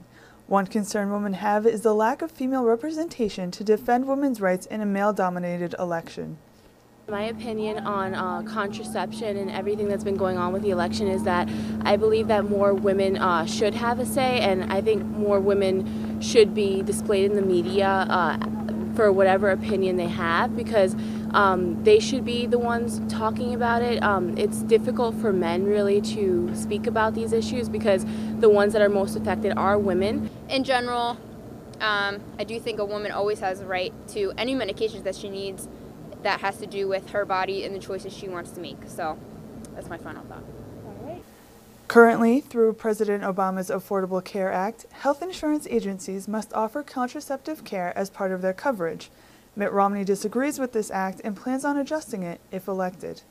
What Romney is proposing would be a liberalization of that requirement, and he simply wouldn't have that requirement exist at all. Employers could choose whether or not contraceptive care was provided as part of their health care plans, and likewise, I suspect, with the plans that would be part of the Affordable Care Act, he would be in favor of taking away that requirement as well.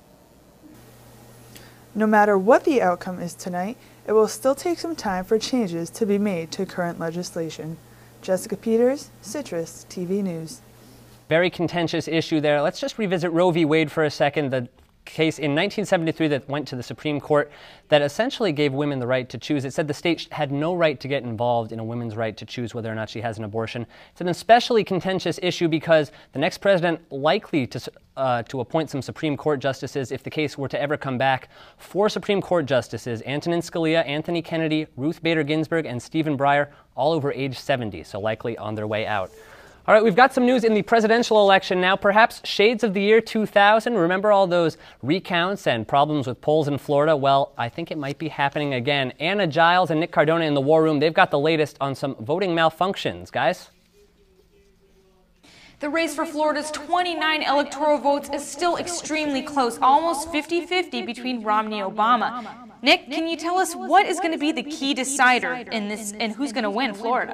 Well, Florida, we just, it's still 50-49 in favor of President Obama, and there is only one county, that's Santa Rosa County, left to be called in Florida, and that is usually a right-leaning county, but it's very, very small, so it's not likely to make a huge difference on the race, which is leaning more towards an Obama victory in Florida, a state that Governor Romney thought he had in the bag coming into today and throughout the election season. So that is a big shift in Florida. What is that going to mean for Romney now? What state, I mean, if Florida does indeed go to Obama, Nick, what is Romney going to have to win in order to increase the chances? He's going to have to win Ohio, North Carolina, and Virginia, and he's probably going to have to steal Colorado and Nevada as well. So it's going to be even more unlikely that Governor Romney takes the White House if Florida goes to President Obama. Now let's take a look at the status of Colorado right now. 52% of the votes are in, and Colorado accounts for about 9 electoral votes. Nick, who's Colorado likely to go to? Well, we have a new stat in that 52% of the electoral vote have been counted, and they are in, and 50% say Obama and 48% say Romney, so that is looking more likely. We'll have more updates on Colorado later on in the broadcast. Thanks, Nick. Lauren, back to you at the desk. Thank you very much, guys. Colorado, 80% of the voters there voted early, so those votes should be coming in a little bit quicker than average. A lot of Latinos in that area too, so that's a big indication of how Obama's going to do the rest of the country. All right, now let's go out to another live location. We've got Luis Ortiz live at the iSchool. He's covering a very interesting election party, one of a little bit different kind. Luis, what do you got for us?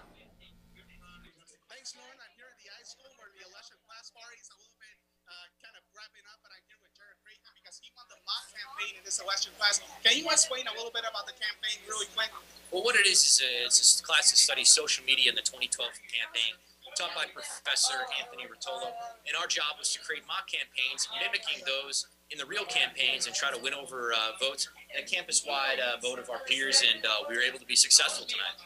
And talk to me about social media and the election here in 2012. How you been seeing that basically throughout the night? Well, we've been mimicking some of the things we saw the other candidates do who are on the real campaign. And we also think that, listen, they're in it to win it.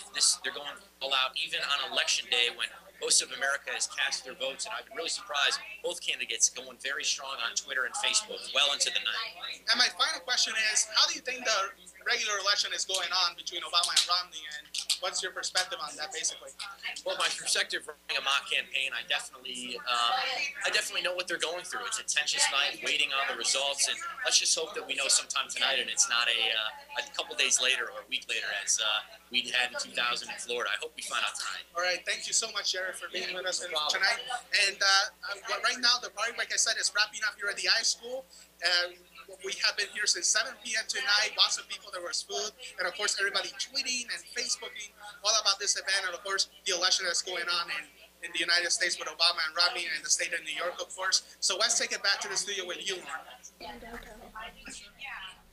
All right. Thank you very much, Luis. A very interesting case out there at the iSchool. We're going to go right now to Courtney Volk, who's got some updates on the numbers in Onondaga County. Courtney. Thanks, Lauren. And we have more updates in the Maffei-Burkle race. Overall, there's only about 10,000 votes separating the two, with 30% of the vote counted. Maffei is at 49.5% of the vote, and Burkle is at 42.1%. But in Onondaga County, the situation is a little different, with 350 of the 427 districts now reporting. Maffei has a greater lead than he did the last time we gave you an update. He currently has 50% of the vote, while Burkle only has 41%. Back to you, Lauren. Courtney, thank you very much. Onondaga County, especially interesting. That's an area that Dan Maffei traditionally has carried heavily in elections. It's been those outer, more rural areas where he's continually struggled. And those 10,000 votes that separate them, very small when you consider that there are still 21,500 absentee ballots left to count. I said November 17th before. Onondaga County begins counting those ballots November 15th. And now we have our own reporter at Dan Maffei's watch party. It's Bobby Lee on the phone. Hey, Bobby, what's it like out there?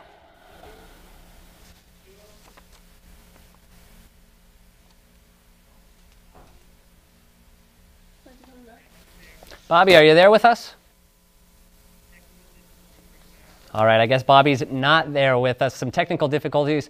We'll try to get to him a little bit later on in the show. And now we've got a little bit of an update for you on the polls that are still to close. We've got about half an hour left in our election special. Coming up on the 11 o'clock hour, California, Hawaii, Idaho, Oregon, and Washington, all to close at 11 o'clock. And those are all states that are likely to go to President Obama, perhaps with the exception of Idaho. And then after 12 o'clock midnight, that's actually going to be decided at around 1 o'clock. The polls close. That is Alaska. That is likely to be a Mitt Romney state. Thanks for staying with us here on the Citrus TV News Election Special. When we come back, we'll have all the latest news as we climb toward that 11 o'clock hour. You won't want to go away. We are different. Society should aspire to be more like us. Be part of the first class. Get energized. Get outside. Hold on, guys. It's gonna get bumpy. And get moving. Experience the power of physical activity.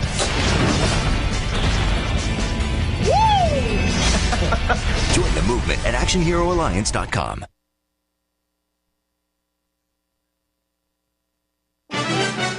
Now, some action from the courts. Billie Jean King renewing her rivalry with Arthritis. First set, furious volley, and right to the net for a winner. Beautiful forehand there. Arthritis, stunned. And here, match point. Billie Jean with the ace, taking it in straight sets. Afterwards, a jubilant Billie Jean King. Tennis is a weapon for me with arthritis. There's nothing like it for me to hit a ball, run to the ball, anytime, any court. I'm ready. Let's go. What's your weapon against arthritis? Find out at fightarthritispain.org. So, I just moved in with this family, and it's embarrassing. The little one, he likes to go outside and crawl around in the giant litter box. I don't know what he's doing. I mean, I was born and I knew how to use the litter box. Look at that. That's disgusting. Oh, poop already. You're making me nervous. Oh, okay, I can't look at this anymore. I really hope he grows out of this, for his sake.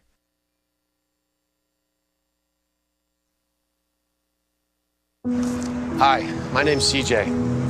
A few years ago, my father became seriously ill. I did what I could do before he passed, but it took its toll. I lost my job, my house. I'm getting back on my feet, but I don't know when there'll be food on the table. How'd I do, CJ? We could be twins. Well, cousins, maybe. Play a role in ending hunger. Visit feedingamerica.org/hunger and find your local food bank. Welcome back. You're watching the Citrus TV News Election Special on the Orange Television Network. I'm Lauren Fultonberg. Still about half an hour left to go in our coverage. We have reporters on the ground at the watch parties for Anne-Marie Buerkle and Dan Maffei. We're going to try to get back to Bobby Lee at the Dan Maffei watch party. Bobby, can you hear us? What's it like out there? Yes, I can. Good evening, Lauren. Spirits are high here at the election night party for Dan Maffei near the state's fairground. The matchup with incumbent Republican Representative Anne-Marie Buerkle is considered to be one of the more important House races nationwide. Right now, there are a few hundred supporters gathered here to watch the election results stream in live and to hopefully celebrate a win tonight. Since I've been here, the crowd has definitely grown substantially, but the candidate himself has not yet made an appearance tonight, though. Now, both candidates have been deadlocked in the polls leading up to tonight. I was down at Maffei's campaign offices earlier this evening, where 24 reporters were making last-minute phone calls to encourage residents to get out to vote. At last check, the results show Maffei leading 49 to 43%, with 39% of the precincts reporting. It's still pretty early on in the evening, and county election officials still have many ballots to tabulate, including those ever-important absentee ballots. Lauren? All right, Bobby, and what's the general sentiment out there? Is it, would you say nervous? Would you say it's buzzing? How are people feeling out there, especially after such a close race and such a difficult race for the Maffei people last time around? The mood has definitely picked up since the results have started to stream in. The mood has definitely become much more positive, much more celebratory.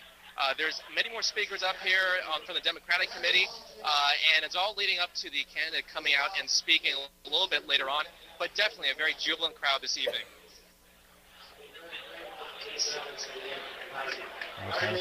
Thank you very much. Bobby Lee standing on the ground at Dan Maffei's headquarters at the watch party there. They're hoping for a little bit of a different result from last time. If you'll remember last time on election night, Dan Maffei claimed victory in this race in the 25th congressional district at the time over Anne Marie Buerkle.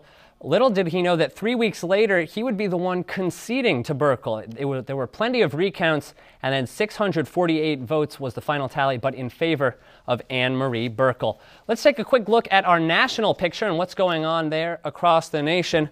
Still very, very close, still 100 delegates away at the very least for either candidate, 160 for Mitt Romney, 148 for Barack Obama. And now we were just at Dan Maffei headquarters. We're going to go now to Brian Chung, who's at Anne Marie Buerkle headquarters. Brian, we heard at Bobby's that, at the Dan Maffei campaign party that they were feeling pretty positive. Is it the same sort of sentiment at Anne Marie Buerkle's party?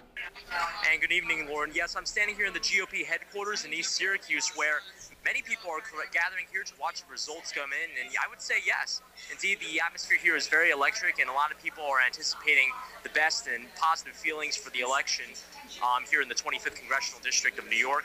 A lot of people are here not only just watching the election for the Congress position, but also many other positions as well. We have many people running for family court and for other various positions here. So we have people representing Tom Miller running for county court. We have some people representing John Sharon running for state assembly. So it's a big atmosphere here, not just for Anne Marie Buerkle, but for other local politicians as well. And as we watch those votes come in, Onondaga County, of course, reporting some of their votes on onvote.com. We have a lot of people here watching those numbers very closely, and of course the atmosphere here will continue to be electric as the night goes on. Okay, Brian, and one more question for you. Standing down on the ground there, what's the support been like from students? Are there many young people out there, college students? It's really been a race where the Republicans have gotten the youth excited more so than the Democrats have. You know, for the most part, I've noticed that a lot of people here who are students are usually the reporters, actually. A lot of people from Syracuse University, obviously, here covering the event. But outside of that, I would say that the crowd here might be on average a little older than those over at the Democratic side. But of course, I'm not over there at the Democratic side, so I can't really compare that.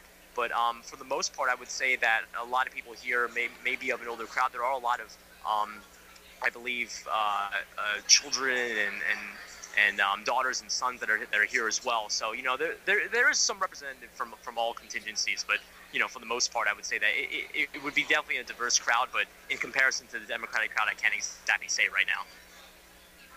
Thank you, Brian. Looking like it's going to be another photo finish in a Dan Maffei, Anne Marie Buerkle race.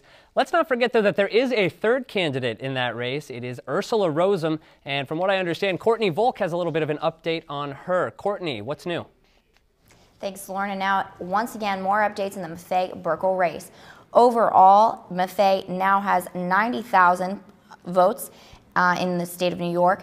Buerkle has nearly 73,000, and Ursula Rosem, who did concede, has 15,000. Now, Rosem could end up spoiling the election for Dan Maffei because she does have a sizable number of votes right now, and in the long run could end up helping Anne Marie Buerkle. This is due to the absentee ballots that we talked about earlier in the show, which will largely be in favor of Buerkle because many of the people who applied for those absentee ballots were Republican. And a look now at Onondaga County, it is still 50% for Dan Maffei and 41% for Buerkle, with 376 districts now reporting out of 427. As you can see, Maffei still has a pretty decent lead, but again, those numbers could be affected by the amount of votes that Rosem is getting and those absentee ballots. Congressional race to update you on. Paul Ryan, assured of a seat in Washington no matter what happens in the presidential race. He won fairly handily tonight, 61% to 37% over his challenger, that's Rob Zerbin, in the state of Wisconsin. Wisconsin, as far as presidential races is concerned, has still not been decided. Let's go now to the War Room. Anna Giles and Nick Cardona, see if we have any developments on that, guys.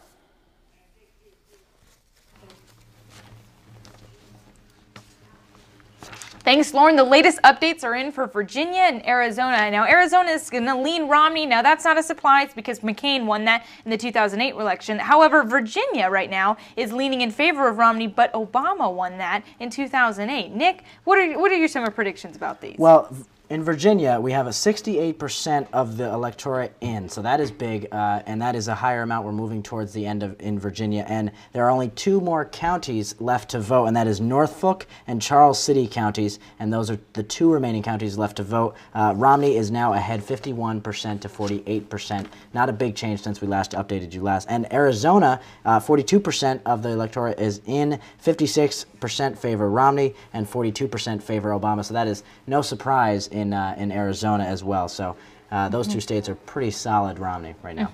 Now, Nick, I'm going to ask you about Ohio again. Right now, 58% of the votes are in for Ohio, and this is a big one. It's a big decider, a big toss-up state. Nick, do you have any more specifics on that? I mean, this election in Ohio is going to come down to the last days, and now that you mentioned Ohio, I want to go into a law that they have that says provisional ballots that they have will not be counted until the 17th of November. And so that means if it is within the margin of victory within each, depends on who wins that, depending on Romney or Obama, then we have to wait until the 17th to find out who the president is, and that is going to be a long time. So, Thanks, Nick. Lauren, back to you at the desk. Thank you very much, Anna. And Ohio, one of 21 states in the country with an automatic recount rule, and that is if the margin of victory is less than 0.5% or in some cases 0.25%, it is required that the state recount the votes. And in Ohio, 2 to 3% of the votes generally come from these absentee ballots, so that race could really take weeks. That's another one that doesn't start counting until much later. We have a quick update on some of the battleground states that we've been watching for you. We can tell you now that Colorado, Florida, Iowa, and Ohio are all leaning toward Barack Obama. That's a dangerous mix for Mitt Romney, even though he has Virginia and Wisconsin leading his way. Looks like it's going to be another photo finish. And California's 55 electoral votes will come at 11 o'clock likely for Barack Obama. He's carried that last year, and Democrats normally carry that state. So it's going to be close, guys, and we will check out the rest of it when we come back.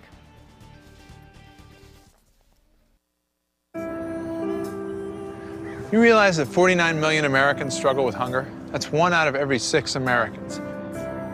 These people are around us every day. They're our friends, they're our coworkers, their kids go to school with our kids. Sometimes we're not even aware that they're struggling.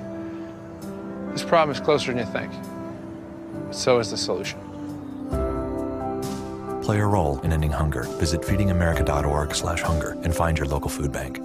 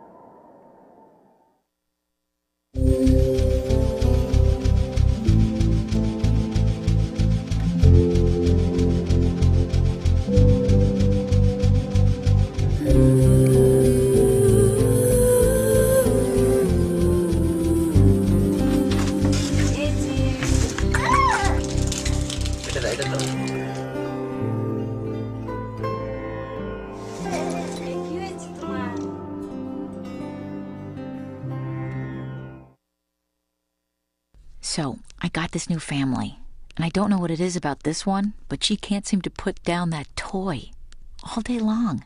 Tap, tap, tap, tap. Oh, and she even talks to it.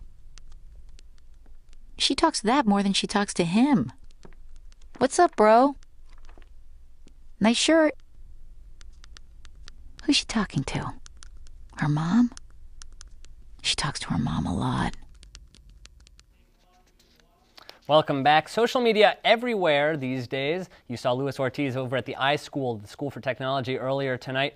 We can tell you about a record that's broken, not really political, but we now know that 20 million tweets have been sent tonight. That makes this event, the presidential election, the most tweeted about event in U.S. political history. All right, and now we're going to go back to the War Room where we're going to have a closer look at Florida and Ohio. Ohio was the decider in the 2004 election, the election that saw George W. Bush defeat John Kerry. That's the state that made it possible for Bush to win, and it's sure looking like it's coming down to the wire now. Let's go back to Anna and Nick in the War Room. We've got another update on Florida. Again, that's a big chunk of the electoral votes, 29 of them. 88% of the votes are in for Florida right now. Obama is slightly in the lead, and it's all up to Santa Rosa, a small county in Florida. Nick, what's the status on that? Well, first off, Santa Rosa is not a major player, but Romney has a lead in Santa Rosa by 70. He has 73% of the vote in Santa Rosa right now. Florida is about 86% counted, and the votes are in, and it's still 50% Obama to 49% Romney. So we're looking at a dead heat tie. And Santa Rosa, they may have to count the votes until 2 a.m. this morning. NBC News tweeted that just a couple of minutes ago. So that's the update on Florida. Again, Florida down to the wire, 29 electoral votes. It could be a big win for both Obama or Romney. Lauren, back to you at the desk. Yeah, it's amazing how an entire state, so many counties, one little county can make all the difference, but it's happening all over the place. Let's go now to Courtney Volk, who's got the details on Lane County. Courtney. Thanks, Lauren. And we'll have one last update here tonight for you in the Maffei-Burkle race, which looks like it won't be called for quite some time yet. We do have Wayne County now reporting in just a small amount of votes, but Burkle is in the lead there with 1,595 votes to Dan Maffei's 1,075 votes. And they are saying that the Wayne and Cayuga counties could make a difference for Burkle and potentially rise her up to bridge the gap between her and Maffei. Now, more than half of Oswego County is reported in with their votes, and Maffei holds about an 8,000 vote lead over Burkle, which is about 7% of the vote. And a final look at your overall count for Maffei and Burkle, we have 94,971 votes for Maffei and 76,186 votes for Burkle. This is about a 10% difference, again, overall between Maffei and Burkle. Back to you, Lauren. Okay, thank you very much, Courtney. And we've just found out that Republicans have yet to win one of the competitive Senate seats, so it's looking like perhaps the House and the Senate will remain split. Speaking of splits, the Electoral College and the popular vote don't always go hand in hand, and the closer it gets, the closer the election seems to be, the more likely it seems to happen that the person that wins the popular vote doesn't necessarily win the Electoral College. It's happened before. We all remember about it in Florida in the year 2000, but there were 3 other times before that the person that won the popular vote didn't win the Electoral College. It happened in 1824, 1876, and 1888, sort of some funny situations. What makes the Electoral College sort of possible is the 12th Amendment, which was passed in 1804, and that's what said that if there's no majority in the Electoral College, then the House chooses the president, the Senate chooses the vice president. It's only happened once in history where there was a split White House. We were thinking that perhaps it could happen this year, but it would have taken some splits in individual states like Maine and Nebraska, which can split their electoral votes. Anyway, a kind of a quirky scenario there. We'll see what it has in store for us the rest of the night. When we come back, we'll start to wrap things up and we'll take a closer look at the 11 o'clock polls, California, Hawaii, and Washington, all ahead on the CitrusTV News Election Special. So, I'm kind of new here, but I've noticed a trend. My human does this funny thing where she goes around and gets all my toys, and then she hides them in that basket by the door. You know, but it's always the same basket, and it's always in the same place. And then she acts so surprised when I find them, but, you know, she's putting them in the same basket. Again. It's like, hello, that's where you put it last time. You were the worst at hide and go seek.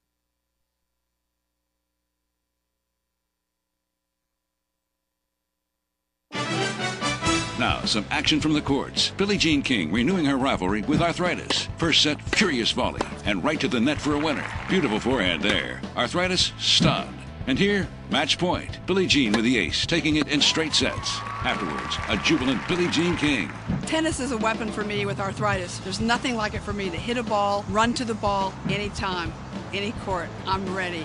Let's go. What's your weapon against arthritis? Find out at fightarthritispain.org. We are different.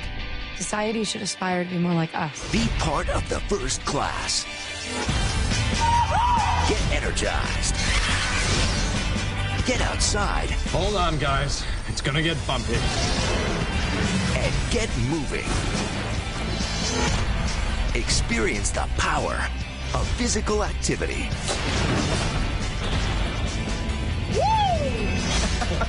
Join the movement at ActionHeroAlliance.com.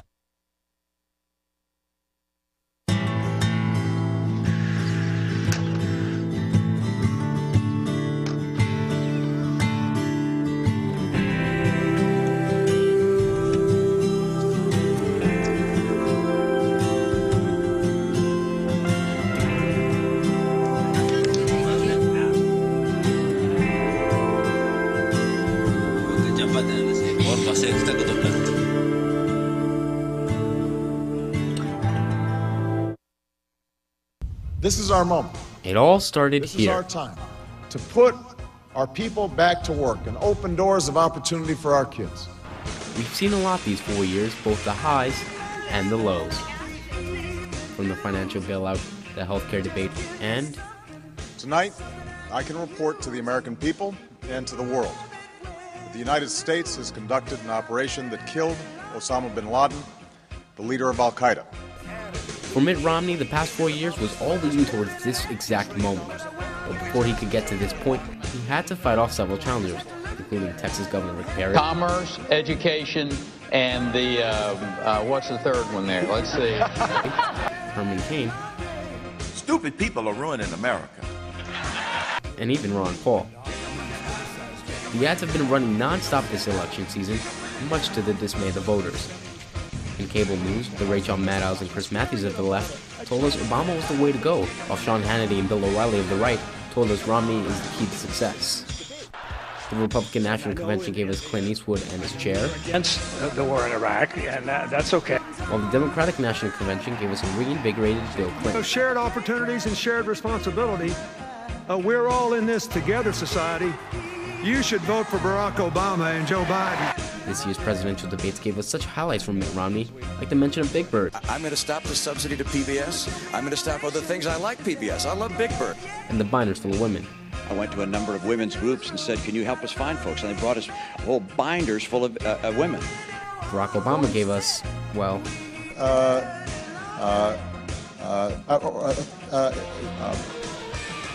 Parodies of viral videos that made this election season one to remember. The real Mitt Romney, please stand up. We're going to have a problem here. This moment comes once every 4 years. Democracy is certainly in action tonight, while it can be overwhelming to even the youngest American. I'm tired of Barack Obama and Mitt Romney. That's why you're crying? Oh. Don't worry, it'll all be over soon. Jose Moreno, Citrus TV News. All right, we're about ready to wrap things up here on the Citrus TV News election special. We can tell you this, in the House and the Senate, things are shifting, though it's not going to make much of a difference. The House and the Senate should stay with the parties that are in the majority currently, the Democrats in the Senate, the Republicans in the House. We can also tell you that the state of Arizona has been declared for Mitt Romney. We can project that now. And the state of Minnesota has been declared for Barack Obama. That's a state with incredibly high voter turnout. Now we bring our entire team from the Citrus TV News election special on the set for us. I guess let's start with the national race, the presidential race. As this race goes on, how long can we expect this race to go?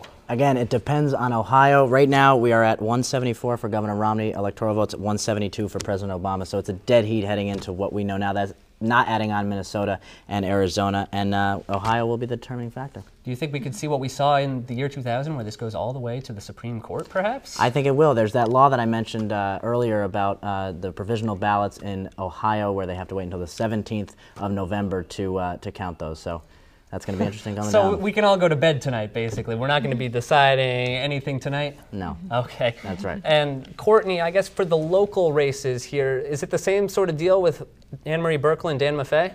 It seems like it, especially because of all those absentee ballots. And you know, back in 2010, like we were saying before, those absentee ballots really did make a difference because it was a very small number between Maffei and Buerkle at that time. Just under 700 votes made the difference.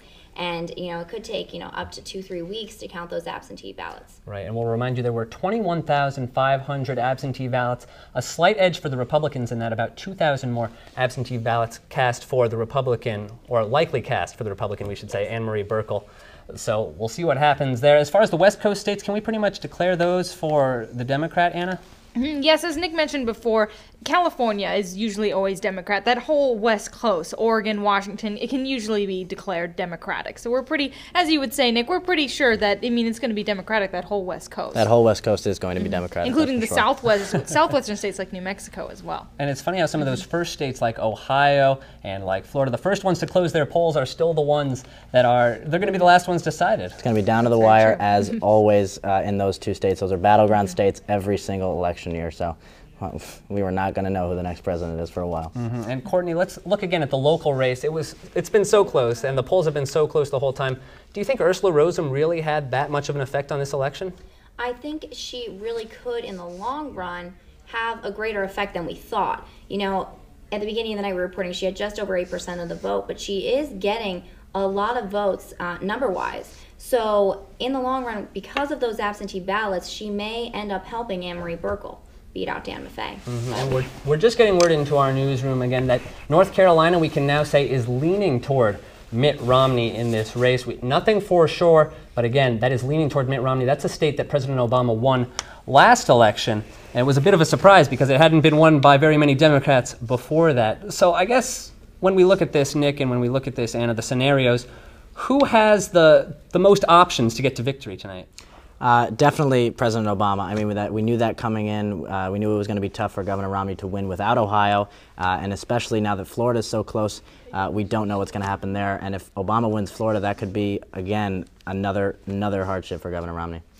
It's going to be down to the wire for sure. We're almost out of time here on the Citrus TV News Election Special, but you can follow us on Twitter at Citrus TV News, our Facebook page, citrustv.net.